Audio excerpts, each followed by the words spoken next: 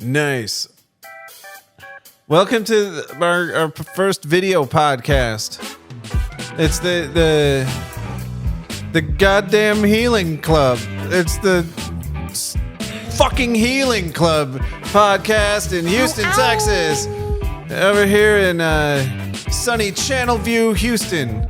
Or outside of Houston. It's the industrial neighborhood with all the power plants and the Shell and Exxon and Chevron and the steam and the chemical factories and the... When does the music stop? It was very funky though. You're good at intros. I was getting funky. You're very good at intros. No, I'm not. Do you think you got good at intros because of your job?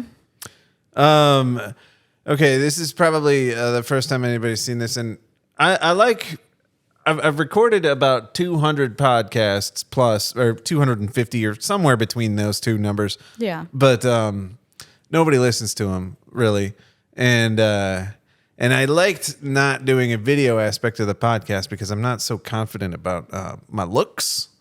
Yeah, I would say that's the only reason I agreed to do your podcast. What? In the past. It was because nobody was looking. No cameras, yeah. No camera? Yeah. Yeah. It's just, I didn't dress up. I was at work all day. And so if you're not a regular listener for the Healing Club, I'm just an average guy. I'm just a service industry dude. I'm just a 12-year open mic stand-up with 12 years of open mic experience. I wouldn't call your job a standard service industry job. Okay, but it's a little funky. It's a little sexy. I'm a DJ at a strip club. That's right. Could you give me an intro if I was coming on stage? No, I would say what would be your dancer name? Tesla. Tesla? Yeah, because my name is Tess, and it's a car. There's a lot of cars in the strip club. Yeah. Okay. Yeah. Nobody has the name Tesla. Yeah, there's Mercedes, Tesla. There's Jetta, there's Mercury, Chrysler, there's Galatea, and Galatea was a name somebody had today, and I was like, damn, getting into mythology. Oh, that's not a car? No, that's a statue that comes to life. Okay, that's good, because I was like, wow, I've never heard of that car. It must be so rich. But I've never even heard of it. Coming to the stage now, beautiful Tesla. Boop, boop. And then you'd be playing like Ludacris or something. Yeah, You'd be dancing to. I play something really sad, and I like Lana Del Rey. Yeah, I would just stand there. I wouldn't even take my clothes off. Yeah, that's I would play. I don't like to think about what I would dance to because Andy, my boyfriend, and I were dancing around the other day, and there's like a little pole in the middle of my apartment. Yeah. Like a pillar, like a wooden pillar, and I have wood paneling around my walls of my room, and a wooden pillar in the middle of my apartment. And I was listening to Madonna, "Papa Don't Preach," and I was just thinking, like I was humping the pillar and like twirling around on it, like it was. That's nice. Yeah, and I thought that would be the song that I would do is "Papa Don't Preach" by Madonna. That's nice. I just feel like all the songs I hear at strip clubs, like they're good, but I don't like. I wouldn't dance to them. Yeah. But I probably I just dance to like real, like I would dance to Michael Jackson. Yeah, you could just dance to Bad Bunny or something. It doesn't matter what you dance to. Just, it really doesn't matter. Just sort of dissociate and pretend you're not there. Close your eyes, just dance around and maybe like feel it, like just get into the groove, and it doesn't matter what the groove is, I guess. George Strait or country music. That'd be kind of funny. Yeah, some. I'm so lonesome I could cry. Hank Williams. Some, I don't know. We've talked about that before. I get so tired of that job. And that's fair. And Tess, we both have we're gonna be in an art gallery on Saturday. Oh yeah, we are. I'm super excited for that. Tess has sculptures up, and I have 10 by 10 drawings lined in one row. Yeah. Have you been back? One wall. Yeah. And how's it looking? It looks pretty cool. Emily Peacock is putting it all together, and she is, the curator, and she's labeling everything, and she's helping to like place everything along the walls. But it's me, Bob Morrissey, Tess Vegult, George Brito, Kate Vance, and Emily Peacock all have work up there. So Yeah, and it's comedians who do art. it's at Baskets Bookstore, or the gallery above Baskets Bookstore. Yeah, I'm really excited. I've never shown my artwork in a gallery before, so exciting. I haven't in a couple years, and this is a legitimate, Business. Yeah, I didn't get this work up by sucking any dicks. That's Which beautiful, is Bob. how it worked last time. I had work in a gallery because I sucked dicks, and I sucked a lot of dicks to get there. And I sold a couple of pieces for You could have just been doing comedy. Well, yeah, nobody's gonna. Yeah, if I could have sucked dick to get on better shows, I would have. By the way, if anyone's sucking dick in Houston for comedy, that's sad. There's just be better. There's enough stage time. Yeah, You don't need to suck dick to get on these shows. yeah, but if you could suck a dick to get somewhere, Depends where I'm getting, yeah, I would suck Tom Segura's dick too. Really? Yeah. But I doubt he would want me to. And then He's funny, but he's famously married, and he's not dick suck worthy in my yeah, opinion. I would for suck Bert opportunity. Kreischer's dick. Oh, that's a dirty dick. That dick is on cocaine for sure. I would suck. I don't know who else is doing well. I don't know anybody who's doing well. Just it doesn't matter what you look morals. like. Whatever, Yeah, whoever will let me suck their dick. Yeah, there's gay comedians out there. Yeah, That might be but your they can avenue. get. They're not desperate to get their dick sucked. It would take like a straight comedian to to feel like. Yeah, because then they wouldn't be able to tell anybody. Yeah. I would need to. I don't know. I wish it were like 30 years ago and I could blackmail a straight comedian by sucking his dick, then get further in my career because people would be afraid to be outed. You can. But now nobody would care because I think the world is so queer that it wouldn't really affect anyone's reputation to be, I don't know. I think there's still some comics who have a certain aura that if it came out that they were gay, their fans might be upset. Like Kevin Hart or somebody. Yeah. Yeah. I don't think he's gay, but I would do it. Maybe Dave Chappelle. Yeah, Dave Chappelle. I bet that would be fun. I don't know. I bet he'd probably be smoking a lot, and I bet he wouldn't get it up. And, His dick would cough. yeah. It'd be, Little puff of smoke comes out. yeah, I quit smoking for 5 months. Now I'm not a smoker, so now I can judge. Don't you love that? Yeah, it's why I quit. I love becoming a hypocrite. It's the best. So I don't want to be.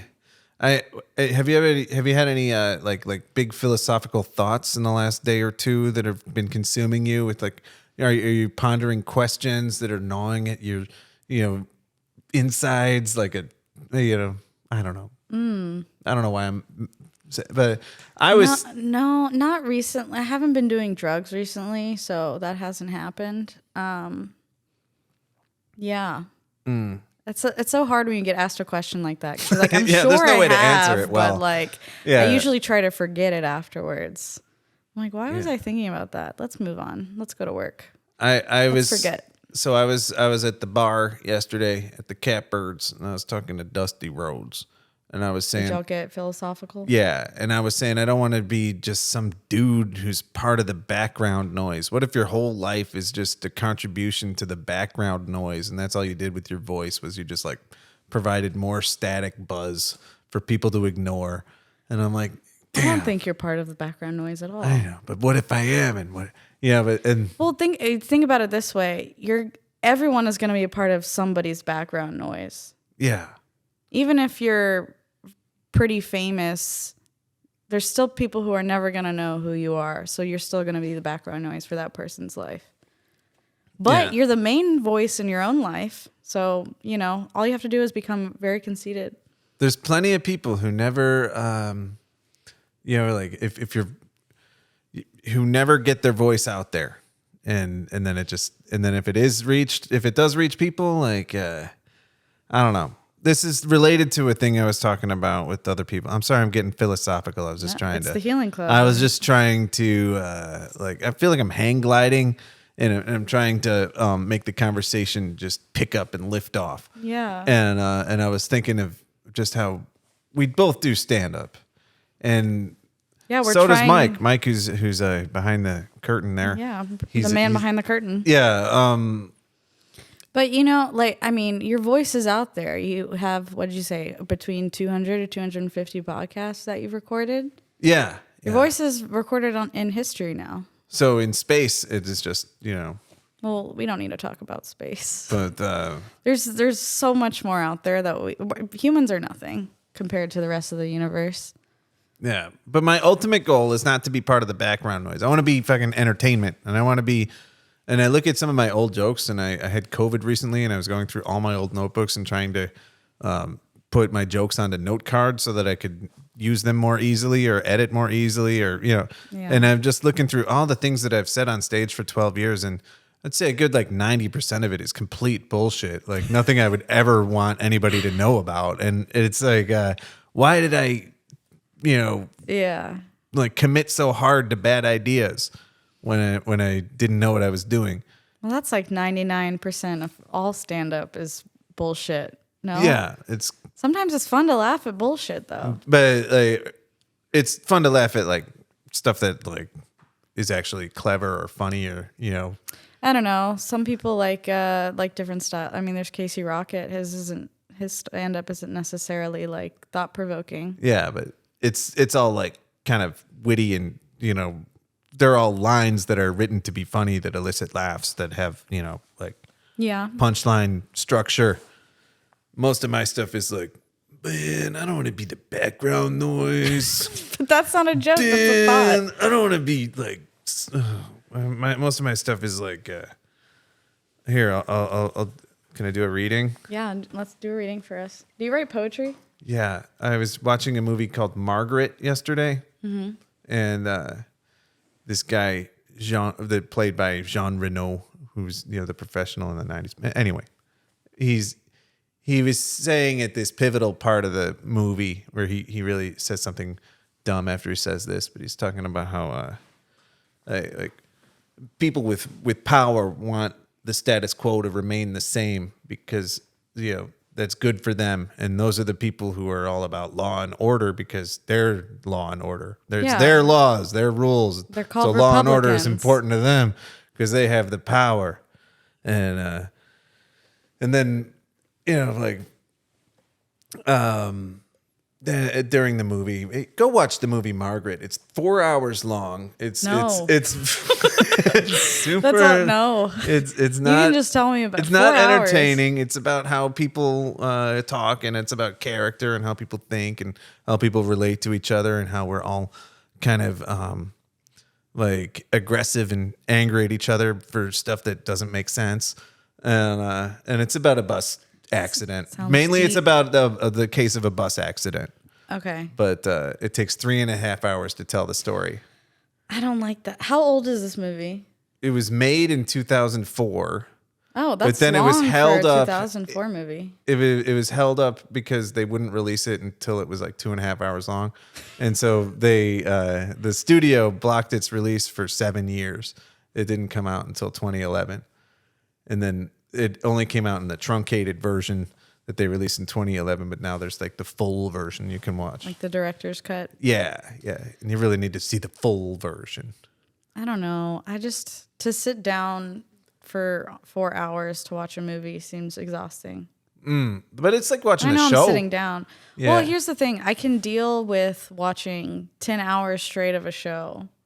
I watched it in because- 4 pieces. I didn't watch the Yeah. whole thing at once, but But I can sit down and binge a show for 10 hours. But if it's a 4-hour movie, no. I don't know why. Yeah, you watched Yellow Jackets in 2 days or something, you said? It was a week. It was a week. I had to sleep, go to work.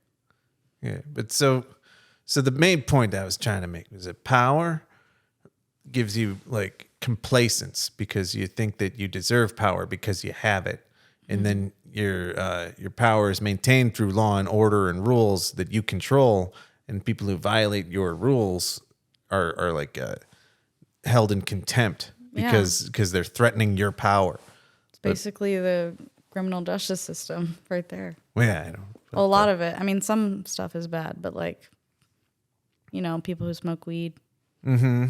But so you said you don't want to be so do you want power?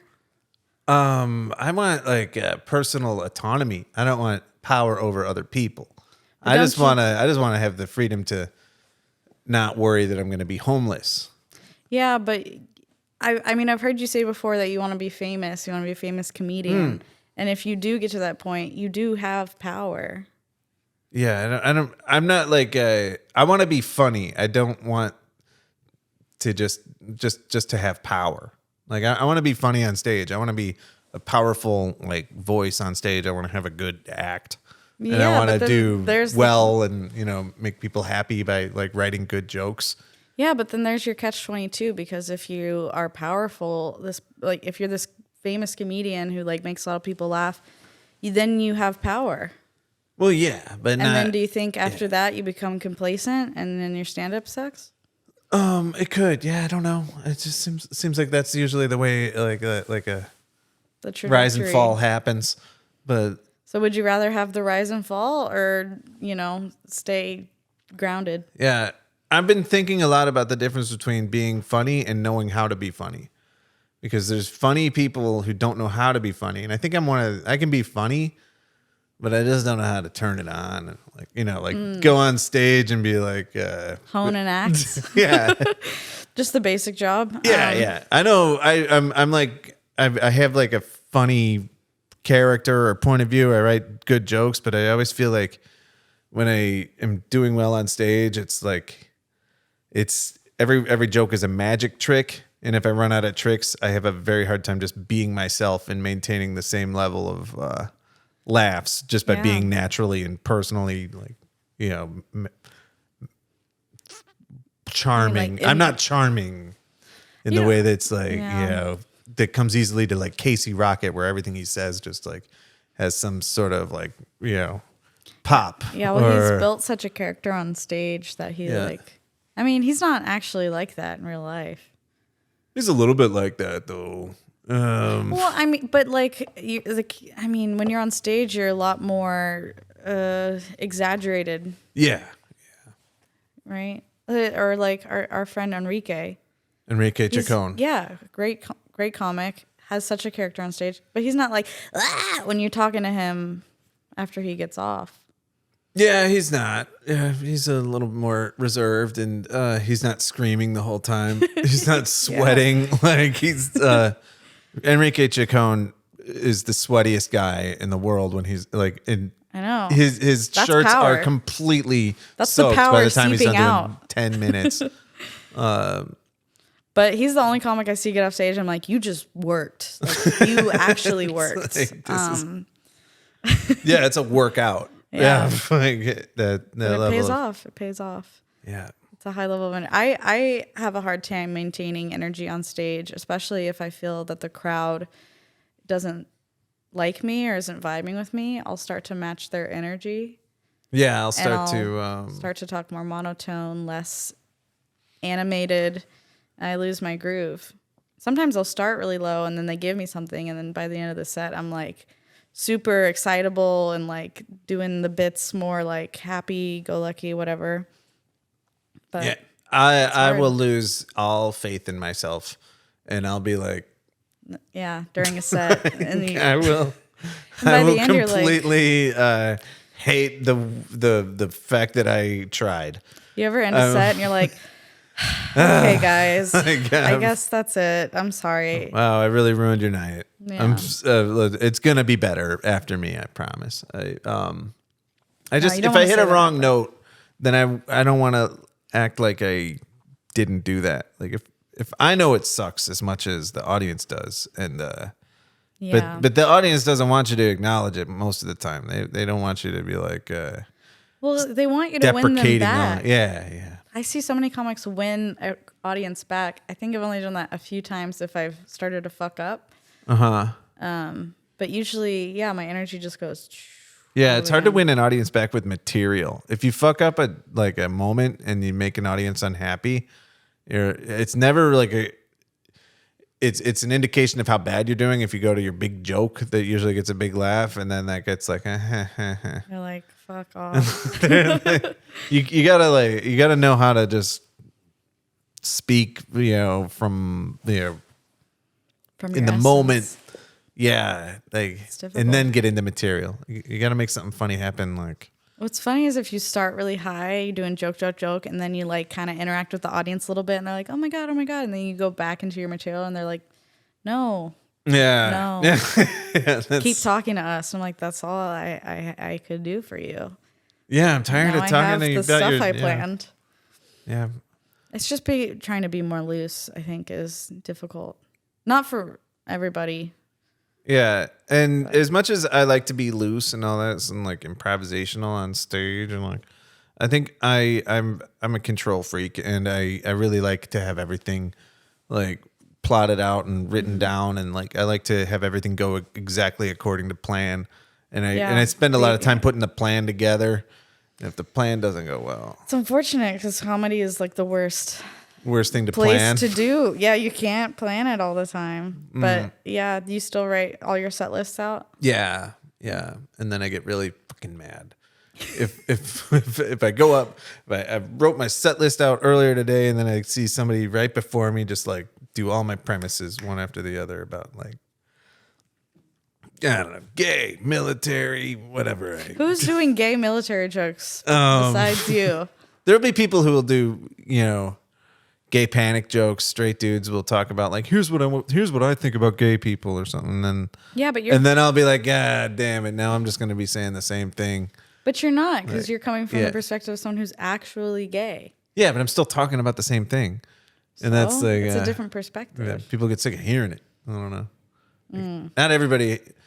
Like, there's some shows where it seems like 5 out of 7 comics address gay people through like a big portion of their set, and they're not even gay. And it's like, I'm just watching everybody talk about gayness.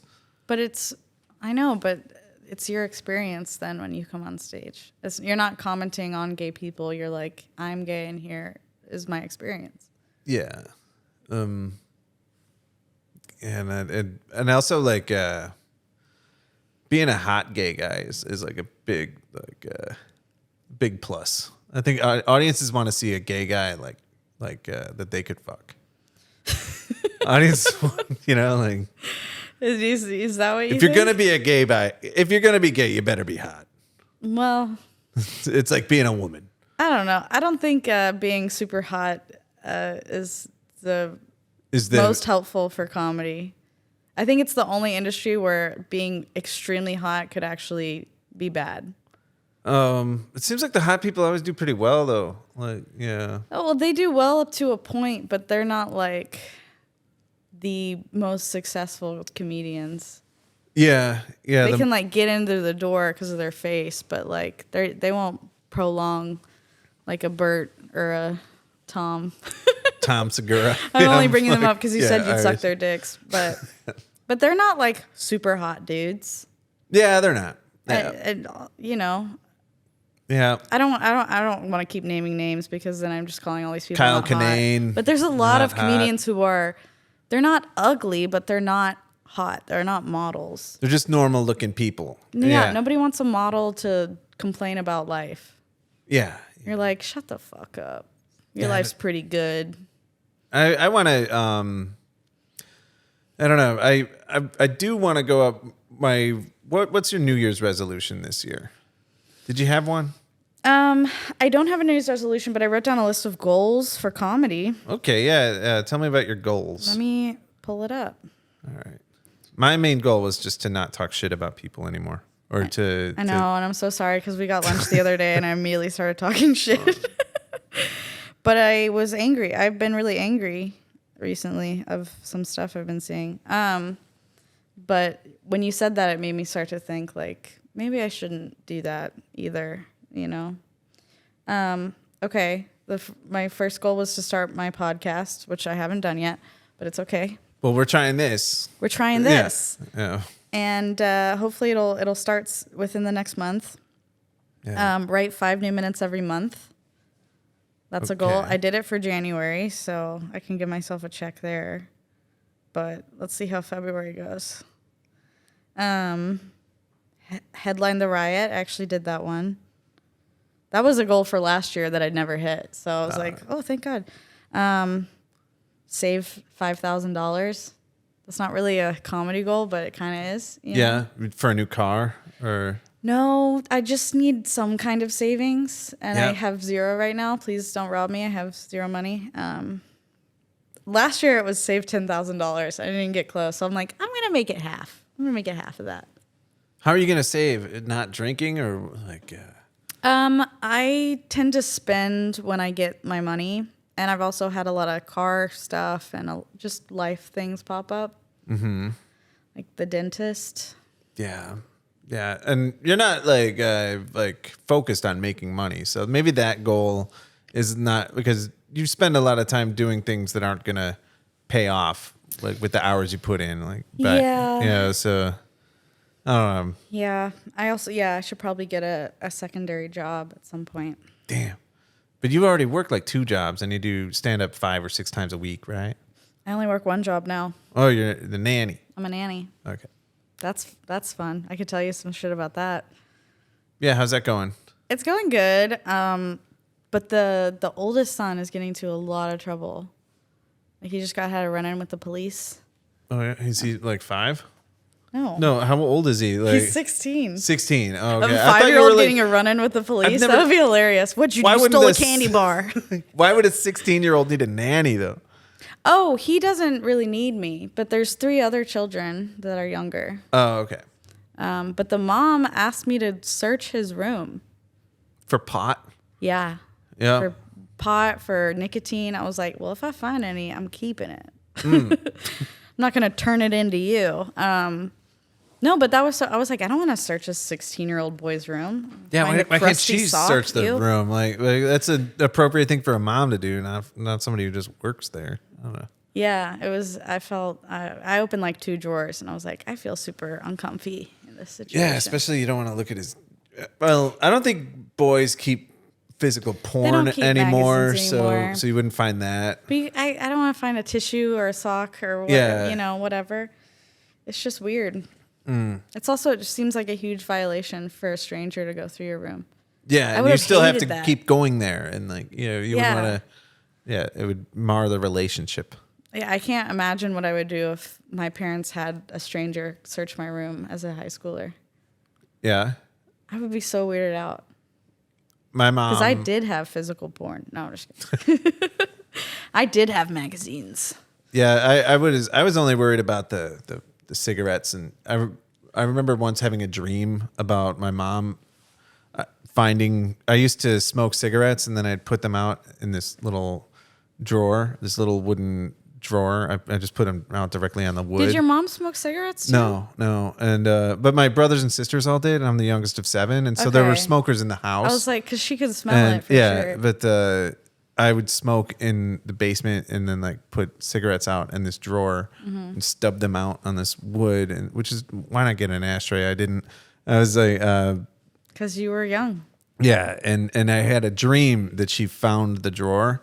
And then I was like, oh, shit, I don't know. And then I woke up and she was holding the drawer over. She had found it. I was like, oh, my God. My dream became my reality. And I was like. Well, she was probably yelling at you, and inside your head, a dream started to form. Yeah. What the fuck is this? And then another time she found like this old plate that was, because I slept in a room in the basement that had all sorts of, like in the house we grew up in Park Ridge, Illinois. I'm the youngest of 7, so there were all sorts of mementos and commemorative plates and, school projects and stuff from the older kids of their, time in elementary school and high school and all this. And that's why you shouldn't have 7 kids. Yeah, there's this one. You have you have to keep like shitty artwork from 7 different children. Yeah. That's going to take up way too much room. Your refrigerator is going to be covered.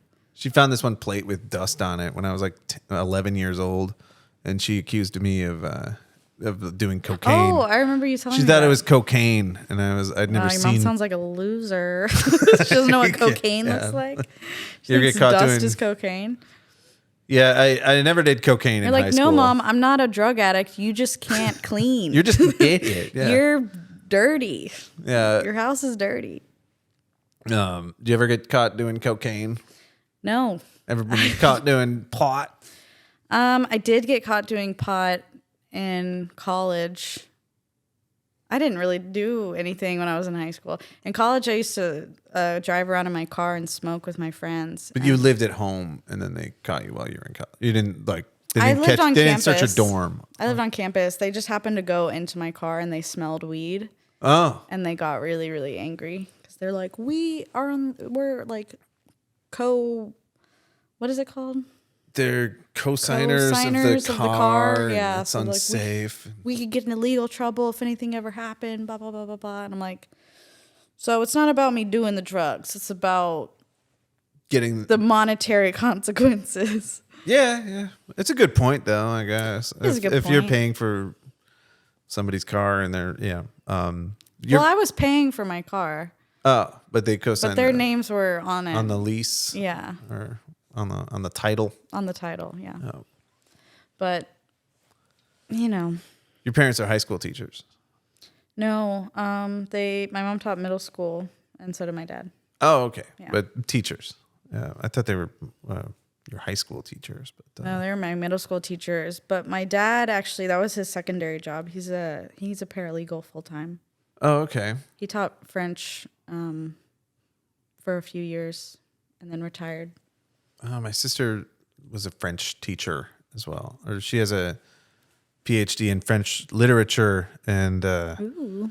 she's a professor, and she's taught high school on and off, between professor jobs. Did she teach The Beauty and the Beast?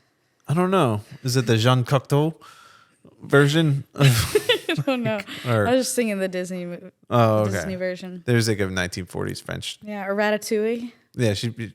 Let's watch Ratatouille today. Okay. They have a French version. Yeah. We watched it one time at French camp. Yeah, I think that's appropriate for 7th grade. Yeah. It's appropriate for now. That's a beautiful movie. I haven't seen it since it came out. But, okay, well, I'll take your word for it. I don't remember. Maybe you should watch it. All right, yeah. I like Patton Oswalt. Yeah, Who does he play? He plays the rat. He does? Yeah. I didn't know that. Oh. That movie came out before I knew about stand-up. He plays Remy. Yeah, he's Ramy. I love that the human's name in that movie is Linguini Alfredo. Linguini Alfredo? That's his. I'm like, first of all, that's Italian. The food critic? No, that's the guy who the rat is controlling. Oh, okay. Yeah. I was like, that's Italian. There's a French guy named Linguini Alfredo. Also, that's a pasta. So Ridiculous. was one of your goals to... You're like, shut the fuck up about this fucking movie. Leave me alone. I like it. You got to open for Shang Wang, though, like a month ago. You traveled to Dallas to feature for Shang Wang. Feature is so nice. It was actually hosting, but we can say feature. But hosting. We can change history. It's still, he asked for you by name. He did. He and messaged you traveled me. to Dallas. Traveled to Dallas. 6 sold out shows. It was very fun. At the Addison Improv. Very cool. I had never done a club weekend before, so that was really Nor fun. have I. I mean, you have now, but... now I it's was going to awkward. call this... I was going to call this podcast, Do You Think You're Better Than Me? And... Did you just invite me here to shame me for my accomplishments? That was the original name of the podcast, though, instead of the Healing Club. Maybe you should change it now that it's video. You think you're better than me? Yeah. Invite people on, list all their accolades, and then go, so you think you're better than me? Yeah. All right. Yeah. It seems like you're doing pretty well. Yeah. And I do think I'm better than you. Yeah. Damn. To answer the question. Sorry. Okay. You have to be delusional in this business. You have some amazing sculptures. I'm very jealous of the sculptures you made, and I'm like, oh, really? Everybody's gonna like those the best.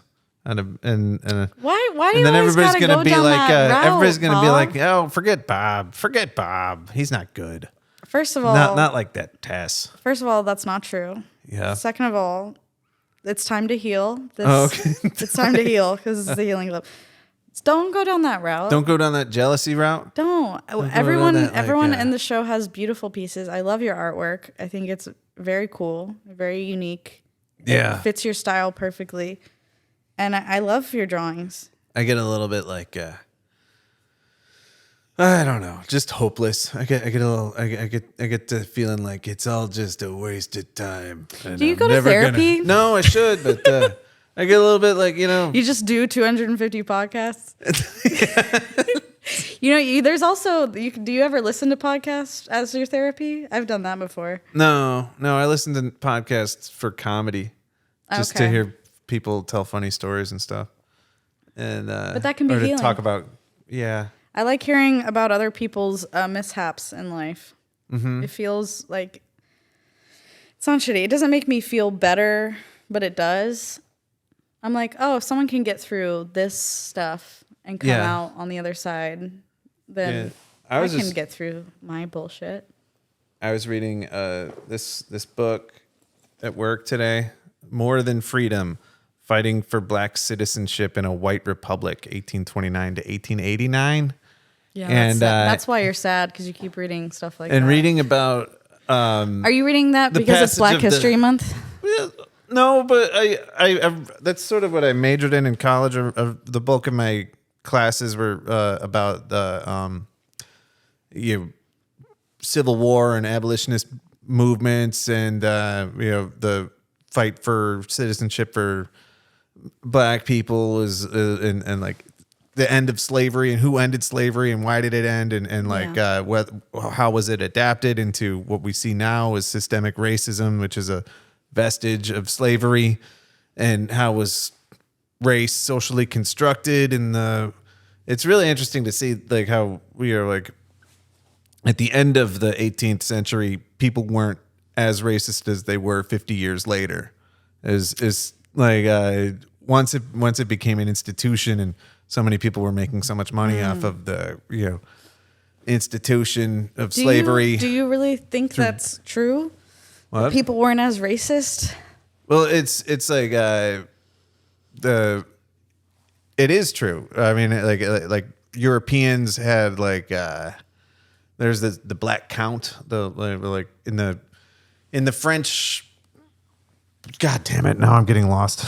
No, I think this book is talking a lot about how like racism as we know it now was developed and like entrenched in our cultural conversation and in our like national psyche in the early 19th century, and that's because of like cotton gin and then the plantations and then the fight to end slavery was a traumatic fight, and the cruelty of like the Fugitive Slave Act and stuff in 1850 was like more cruel than the laws passed at the end of the 18th century.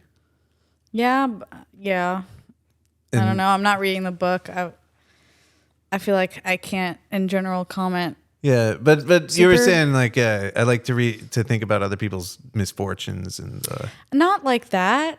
I meant more like stories of personal struggle toward and then success after the fact. Yeah, I like to read that. But no, reading about slavery doesn't make me feel better. Well. I wouldn't say. I mean, it's a horrible thing that happened. It's important to know what happened and why we are how we are now. Yeah, and I just like to read about the. I think like slavery was awful because it like confined people to menial jobs that and a whole like group of people were relegated to the status of animals or chattel. Yeah. And in order to be recognized as a human being, Black artists had to like say things that were so significant that they had to be so undeniable, like the blues and or literature of like Toni Morrison or like the greatest cultural contributions to our United States society have been made by Black people because Black people have been so oppressed and have had to work so hard to be heard. And their songs are proof that they're not, And it's still animals, not. It's but- still not. So then I feel Okay. like, why am I even bothering talking if I'm not coming Why are you from a even place- bothering talking? Yeah, like Well, if I'm just- not coming from a place of Well, just because you haven't experienced that type of oppression doesn't mean that you shouldn't have a voice in this world. I know. Well, I'd like to. And you've gone through your own trials and tribulations Yeah, but with your own experiences. I mean, shit. but when I get really scared about the way things are going with if Donald Trump is elected in 2024 and Oh my how he God. wants to be dictator for just a day and how he's gonna fight back against the people who tried to punish him and then he's gonna It's like- shut down the media or whatever. But it's like I can believe it because we've done this before, and I'm not blind to how people feel in this country, but it still is so insane to me that he's quite possibly going to become president again. yeah, I hate it, and I got so pissed off during the last election, and not the last. in the Well, 2016. In the 2016, that was the first Yeah. election I was ever able to actually vote, and what a great start to my adult Adulthood. life. Yeah. Yeah. But I remember being like so upset and talking about how how many consequences there was going to be, and people calling me like crazy and hysterical, basically. There was a bunch of us that were like, Roe v. Wade it's gonna go away. And they're like, that's crazy. It's never gonna go away. I'm like, here we are. Yeah. Like almost 8 years later, it's gone. Yeah, and it's not coming And back it anytime has soon. not come- It's no one has done anything. Yeah, nobody's even talking about it anymore. It's normalized that we. That, No, it's fine. You just leave the state or have a baby. Sorry, Yeah, that's how it is now. But I think, I get really stressed out. Don't thinking you about love that. this country? I get super stressed out thinking But about we're our so present. free, Bob. We're But so things free. have been so bad before in the past for people that it only makes sense that they would still be bad now. And how That's do people get through depressing. before? How do we That's where how do we be wisdom comes happy, from. Bob? Yeah. How do we be happy? I don't know. I can't make you happy. I don't know. Why did you name You're either happy or you're not. That's what I think. And if you're not or happy, you're either ignorant or you're not. no, you can solve your ignorance, but you can never be happy if you're just not No, I'm happily saying disposed. if you're ignorant, you could be happy. Oh yeah, I guess It's not the only way to be happy though. No, there's also drugs Yeah. and sleep. You can go to sleep for 12 Yeah. hours at a time. Real And fun then there's time. jacking off. Yeah, it doesn't bring me the same joy as it used to. No, well, you're not a man. You can't. I mean, I live at home now, so jacking off isn't really a huge option unless it's the goddamn middle of the night. Oh, Because my parents, my mom's retired, my dad works from home, so I'm never alone. oh, Yeah. So it's not happy. It's for maintenance at this point. yeah.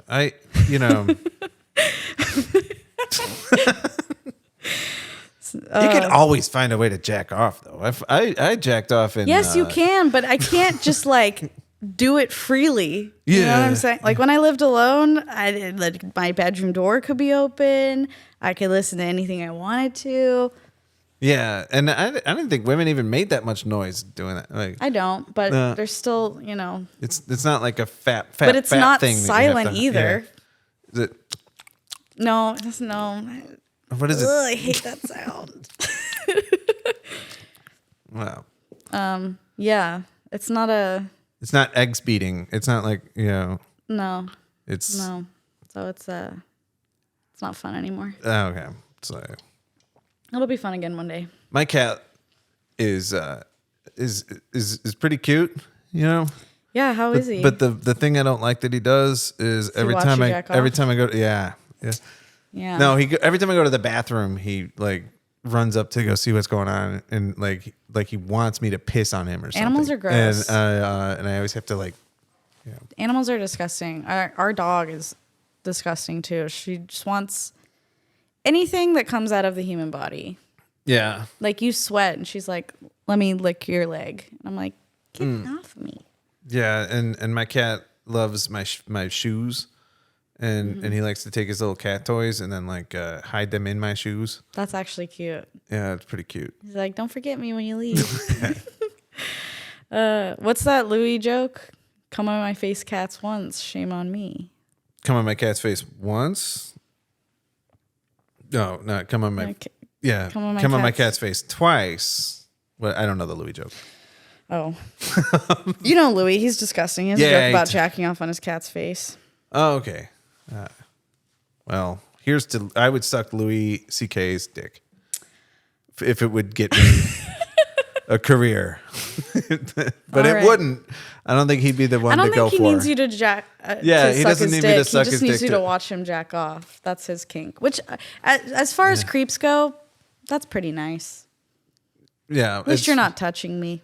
Yeah, it's better than Woody Allen. Not that what he did was okay at all, but like, yeah, I would rather that than what Aziz Ansari did. Which is what? Oh, he got in trouble for like fingering a woman badly. Oh. I would rather have someone jack off in front of me than get fingered badly ever again. I think he didn't know that he'd done it badly. I think he's just a bad lover or something. And then she wrote I remember that. Yeah, like, she wrote a whole thing about it. And it's like, oh, well. Poor Aziz. That was the one where I was like, he's not poor. Yeah, he's doing fine. He's fine. He's fine. He came out with a special a few years ago. I like how his special was, I'm going to ambush people. Well, his new special or his old? He had one where he had the T-shirt special, and then he had a comedy club special. Yeah, it's the one where he goes to the cellar and he didn't tell the audience he was filming. He just like ambushed them with his special. That's the newer filmed one. It. Yeah, it was good. Yeah. I liked it. I think Ray Romano did that too. Oh, he did? Yeah. Okay. Where he didn't tell them it was going to be him, or they didn't know. That's cool. I like that concept because then you get more of a real. Yeah, it's not people who paid reaction. to watch. Mm-hmm. Andrew Dice Clay did that too. The day that. I'm sorry. Andrew Dice Clay is crazy. Yeah. I got stuck in a wormhole watching his videos the other day. Oh, you did? Yeah. So I was trying to do an impression of him for our show with impressions, but we didn't end up. Corliss and I didn't end up doing impressions. He's actually pretty funny. I find him funny, but I don't find everything he says funny. I think he's ridiculous. Yeah. But in a interesting way. And he was good to Ducky in Pretty in Pink. Yeah. Yeah. He gave Ducky the right advice, but Ducky didn't listen. That movie was weird. Yeah. I thought she was going to end up with her friend, not the guy.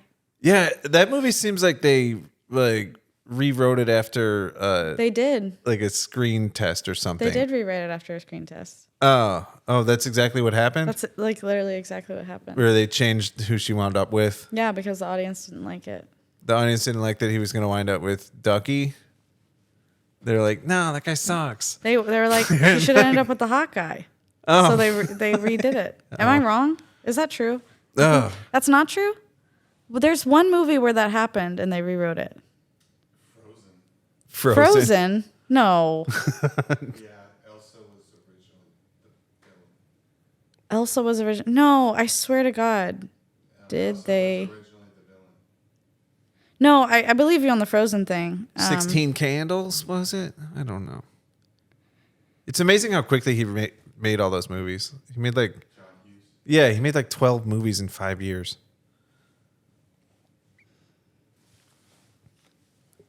Also, the French Count you were thinking of is Alexander Dumas. Dumas. Yeah, that's what I was thinking of. He was like he served in the Yes, French I'm Revolutionary right. Army, and I'm right. They rewrote the ending to Pretty in Pink. The people rose up during the first screen test booing the film's original ending, a never-released ending that saw Andy end up with Ducky. So they had to rewrite it for her to end up with Blaine. Yeah. Don't ever cross me again. Yeah, fuck Blaine. Yeah, Blaine should be Blaine's a weird name. Yeah, I know a guy named Blaine who's a good guy, but I think Blaine would be a good replacement for Chad. Chad. Like, Chad's name that was Blaine supposed to was be, like the Chad of the 50s. Or the 80s. Or yeah. Blaine just seems like a real, smarmy dick kind of name for a person. Anyway. Are we about out of time here? We have 50 minutes. What? We're at 50 minutes. That's cool. 50 minutes. All right, but you wanted to go and do an open mic Oh or yeah. something. Oh yeah, it's 9:30. When does the open mic start? Sorry, you can cut all this out. Oh. I don't cut stuff. Yeah. We're not gonna cut. Wait, I don't know which open mic you're thinking of going to. Oh, you don't cut stuff. Okay. Yeah, I don't either. Yeah. Oh, okay. Well, sorry, guys. This is how the behind the scenes of the industry. All right. This is just us talking and thinking. And I do have to pee though, so Okay. if we could wrap, that'd be Yeah. really cool for my bladder. I think there were some good moments in here. We had some Yeah. good times. We got to the bottom Some of good some times. deep issues. I We think we did. really addressed some important things. And it's not just background noise. It's can you bring the music back and then we'll Okay. What did we talk? We talked about dreams. We talked about jacking off. Talked about drinking. slavery. Yeah. Because what's better on a podcast than two white people talking about slavery? Am I right? Donald Trump. Oh yeah, we talked about Yeah, that. we got into a little bit of terror, paranoia, Yeah. self-image issues, body issues, shame. You know, like You know what's crazy? Right loss now- of confidence. right now you we are think the you're back- better than me? You think you're better than me? Right now, we are the background noise to this music, which is wild. Okay, all right. Well, thanks for doing the first video podcast, Tess. Thanks for having me. Thank you, Tess, and thank you, Mike, for putting all this together. And all right, we're this. See you in school. Bye. Bye. All right.